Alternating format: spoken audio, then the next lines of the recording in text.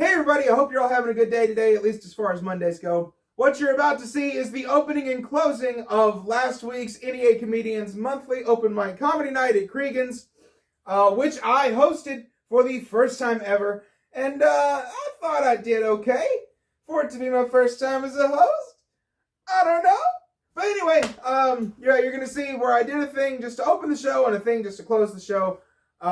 I did some stuff in between all the comedians, but I didn't get all that recorded. You know, it's whatever. We actually had 5 comedians sign up and show up, including a couple of new faces. And so, especially to those new faces, I hope to see you all again if you're out there watching.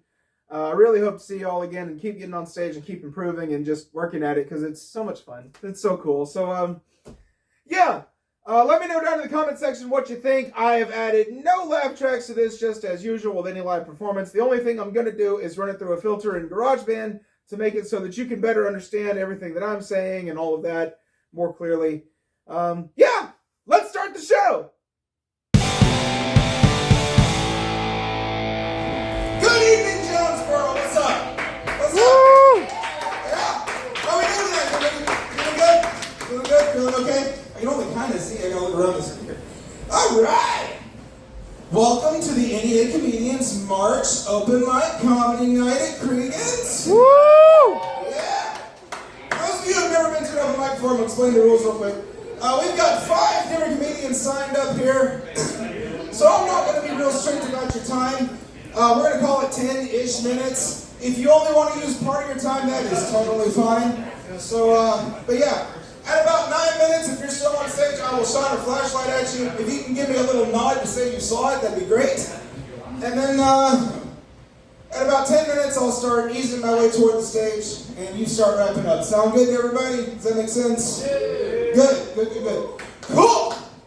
I also want to say, those of you who did sign up, however confident you may be about performing tonight, you had the guts to get on stage in front of people. That makes you instantly cooler than everybody else in this room, as far as I'm concerned. So congratulations on that. Very cool of you. I also want to say a very special thank you to anybody who's here tonight in support of somebody you know specifically. Your support is not being recognized really enough. Because I can at least speak for myself. I think I can speak for everybody who's doing this. You're the reason we keep doing it, right? Makes sense? Okay. You see, performing live, doing live stand-up is a remarkable thing. You know, you never really know how it's going to go until you're in the middle of it and it's going. You know, so like me, I've only ever done these open mics 5 minutes at a time, but I still get super nervous every time before I come in. And so I show up at the place, usually here at Cregeen's. I show up at the place and I'm just like, whoa! I'm going to be up there on the stage and there's people and you watching. What if I forget how my material goes? I've actually done that before, up here. First open mic I did this year. It's called Reading a Movie live at Cregeen's. You can watch me do it. It sucked. But you recover and you keep going. But see, you got that other bigger fear, the main fear that I always have is, what if they just don't laugh? You know, what if they just don't like me? It happens. And it sucks when it happens. It really does. Because see, here's the thing about that, is I know where I want you all to laugh.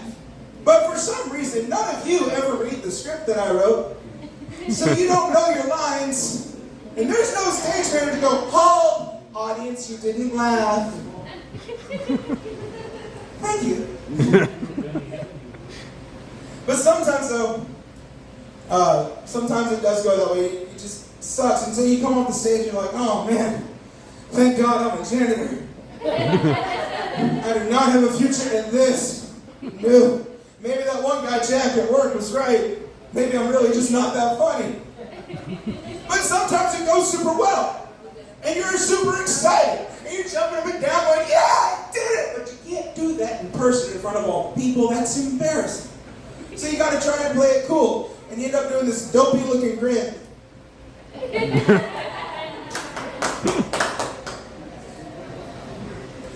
Several months ago, I had an open mic here. We were actually down there, and there was a girl sitting at the bar, very attractive, way out of my league. She's the NFL, I'm like Pee-wee golf, just absolutely ridiculous. But I did my performance, and it went really well. I was so excited about it, very happy I was doing my the show, she came up to me and she said that I was her favorite that had gotten on stage. Now, I've never had a stranger say that to me before. My mom has said it, but she's got to say it, right? That's the rule. Your mom's got to say that you're her favorite. But I've never had a total stranger come and say, you are my favorite that got on stage. And I was like, well, thank you so much. That means a lot to me. And I told her how to find all my online stuff. By the way, you can find me on YouTube, TikTok, Facebook, Instagram, and Twitter. That is called a shameless plug. No, I don't care. Anyway, told her how to find all that stuff. And the whole time I was talking to her, the guy she was with was glaring at me so hard. Oh, I could just feel the heat from his eyes. I actually got a sunburn right here on my neck, because that's where he was looking. You know, he was going for the kill shot. And I actually felt really bad for her, not because her boyfriend's all insecure. I don't care about that. But he had gripped her shoulder so hard. I just know she was walking around all day the next day with a dead arm, you know. Like, hey guys, come over here. Just had to sling it around, look like she's walking normal, you know. I was afraid the guy was going to break her shoulder because he had her just like, you can't have her, she's mine. I wanted to be like, dude, calm down. I'm not that funny. We're going to get this party started, bring up the first comedian. Well, I'd say I didn't do too bad for the first time ever hosting. Woo! Yeah. It's a little early. So I'd like to close out with one more story. Is everybody okay with that? Woo! One more story? Yeah! Cool! This is the first thing I ever did at an open mic in North Little Rock. It went pretty well there. It went pretty well in Memphis last week. I hope it goes well tonight. And it goes like this.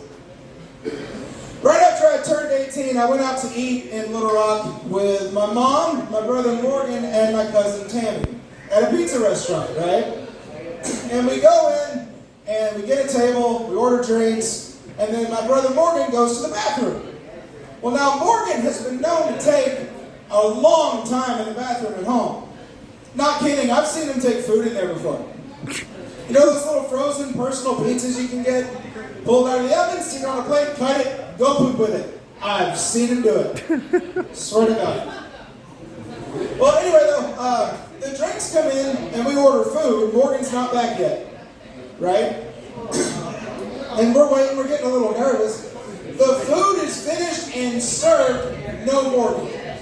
And this is before he had a cell phone. So we have no contact with him whatsoever. And my mom looks at me, excuse me, everybody. Are we not paying attention? That's what I thought. Oh, now everybody's staring at me. Is something funny? At a comedy show, something funny going on? Wow! Anyway, my mom looks at me, she goes, you need to go see about it. Me? I need to go see about it? Yes, you need to go see about it. Why do I have to go see about it? She says, well, he's your brother. Well, he's your son. Bryce, go see him. Fine. And then Tammy's in there, by the way, Bryce, you're 18 now. You're supposed to be learning how to assess situations and find solutions. Okay, fine. So I go to the bathroom. It's across the restaurant. We're like up here by the door. It's on the opposite corner of the restaurant. So I go in there. I get in there. Nobody else is in there. There's one stall. I knock on the door of the stall and I said, Morgan, it's Bryce. You all right? He goes, no. Well, what's wrong? I've got diarrhea. Okay, hold on. And I went back to report what I learned to my superiors. And my mom goes, well, then what'd you do? This is what I did. And Tammy's sitting there, Bryce, you're 18. You're supposed to be assessing and finding solutions. Hey, I'm a rookie. Don't be putting me in the end zone. Okay, you got to sub me out at about the 20 and put in a 3-year veteran. Otherwise, I'm going to fumble and make a huge mess. And given the circumstances, I think that's really going to stink. Thank you. So, well, my mom goes, well, how bad is it? And I said, well, I don't know. I mean, it's obviously not good. He's still in there. Can't be good, can it? She goes, you didn't ask him how bad it was? And I said, well, no. She goes, well, go back and ask him how bad it was. I said, fine. go back in there, knock on the stall again. I said, Morgan, how bad is it? He goes, it's all over my pants and all over my underwear. Is it like visible from the outside? Yeah, very visible from the outside. Oh. So I went back to report what I learned to my superiors. My mom goes, well, then what'd you do? We've been through this. And Tammy's sitting there going, assessing. Hey, rookie, end zone, sub out 23-year veteran. And so we're sitting here now trying to figure out what to do because none of us have any idea what to do. And we're bouncing around ideas, and finally my mom goes, Bryce, where's your jacket? I said, what jacket? She goes, your Kiss jacket. I said, I don't know nothing about no Kiss jacket. I ain't wearing no jacket. I'm cold right now. Bryce, it's in the car. Go get your jacket. Okay, fuck it. I go outside, I grab my jacket, come back in, and I think I see where she's going with this, but she tells me the instructions anyway. She says, tell him to throw his underwear away, and then just tie the jacket around his waist to cover the stain. I said, okay, I can do that. So I go across to the bathroom, I text out his instructions on my phone, and slide it under the stall. I said, read it. I said, does that make sense? And he said, yes.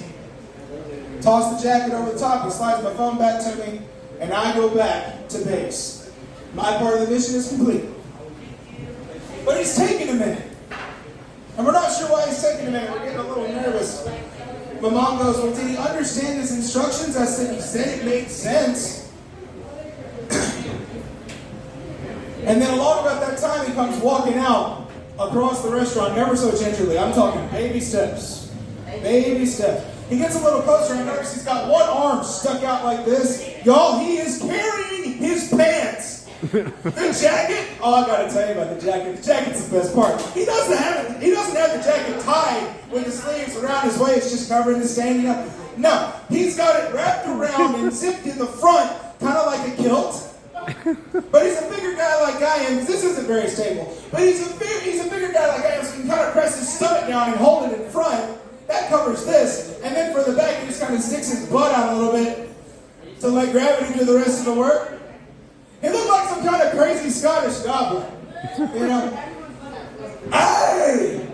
Look what I found under my bridge! It's a nice new pair of jeans! Oh, I reckon that skin mark will come back to the creek, don't you? Thank you so much, Jonesboro. You guys have been really good tonight. Woo! Be sure to tip your bartender Todd. Woo! If there's any doubt in your mind, please, for the love of God, get somebody to drive you home. We had a great time here tonight, and I'd love to see you all again, safe and sound. Have a great night, and God bless you. Woo!